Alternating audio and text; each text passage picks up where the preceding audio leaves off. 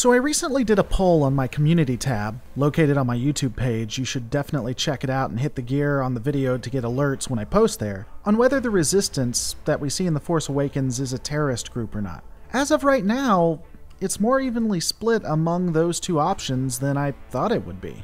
To understand the resistance, we need to take a look at the New Republic. During the last years of the war, with the Galactic Empire all but defeated, the New Republic arose from the Alliance to Restore the Republic.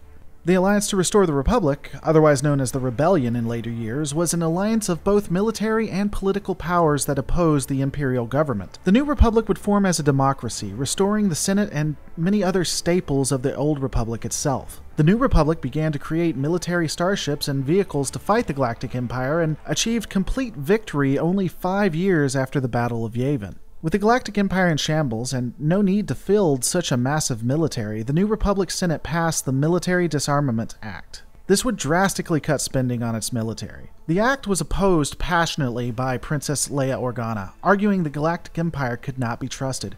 Coming off as a relic of the Galactic Civil War, Leia would fight against any attempt to stop the war itself with the Galactic Empire. She would also fight any attempt to cut military spending for the New Republic.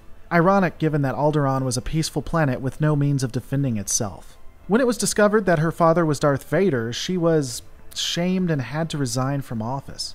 Though she still believed she had to do something to fight the Galactic Empire, and not believing that the Galactic Empire or First Order would ever broker peace, she formed the Resistance, making a completely carbon copy of the rebellion. Taking inspirations from the Alliance to Restore the Republic and the Rebellion, the Resistance was effectively formed to mimic its predecessor. Exactly.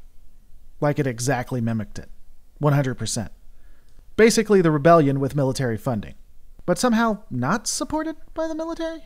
The New Republic and New Republic military tacitly allowed the entity to exist and conduct operations against what would become the First Order. I do believe it's unfair to call the Resistance a terrorist group. An officially unsanctioned paramilitary group would be more apt. The Resistance was an interesting mix of both veterans of the Galactic Civil War and young people who had, ironically, never even grown up under the tyranny of the Empire.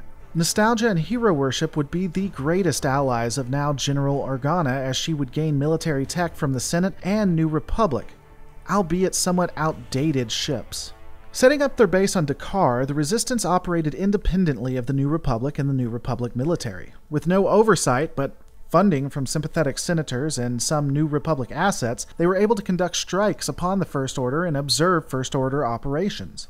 There was also an attempt to search out Jedi Master Luke Skywalker, Leia's brother, in an attempt to get him to assist in defeating the First Order. This proved mostly fruitless until after the Battle of Starkiller Base. The Resistance would continue operations against the First Order in an attempt to get incontrovertible proof that the former Galactic Empire was rearming against the peace treaty that they had signed, and that the First Order intended to conduct all-out war against the New Republic. The Resistance would be unsuccessful at gaining absolute proof, but would slow down First Order operations. It would also be the Resistance to ultimately save the New Republic, as the New Republic's military was not positioned to conduct an attack upon Starkiller Base after Starkiller Base had destroyed the New Republic's capital world and Senate. The Resistance would deploy updated X-Wings and a ground team to disable and destroy the weapon of mass destruction. They would be successful in destroying Starkiller Base, though with the death of many pilots and the loss of war hero Han Solo.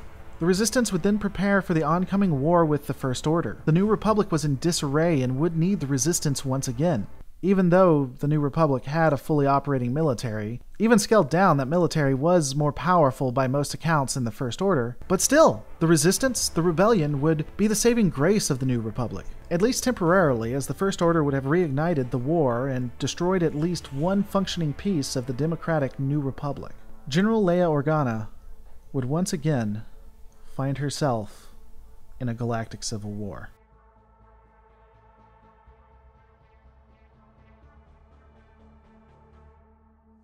Hey guys, thanks so much for watching. Just so you know, I'm very active in talking to my audience base, so check out my Twitter and the newly reformed Facebook page, links in the description.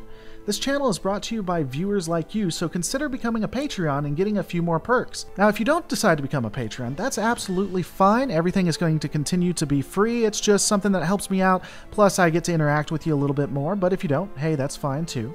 And as always, don't forget to rate, comment, and subscribe. Guys, I am going to see you on the next Lore Reloaded.